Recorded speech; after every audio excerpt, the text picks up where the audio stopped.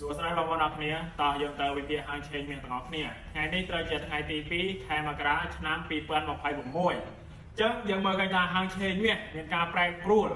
បន្តិចបន្តួចទេបងប្អូនអូខេតោះយើងក្រឡេកទៅមើលហាងឆេងមានក្នុងថ្ងៃនេះទាំងអស់គ្នាអញ្ចឹងយើងមើលឃើញថាហាងឆេងមានក្នុងថ្ងៃនេះក្នុងមួយតម្លឹង$5,246ក្នុងមួយតម្លឹងអញ្ចឹងមួយអនវា$4,354អញ្ចឹងយើងគិតទៅជា1G វា$525អញ្ចឹងយើងក៏លេខទៅមើលព័ត៌មានវិញដែលជាកត្តាធ្វើឲ្យហាងឆេងមាសហ្នឹងមានការឡើងឬកញ្ចក់ទី1ភាពតានតឹងរឿងភូមិសាស្ត្រនយោបាយក៏ដូចជា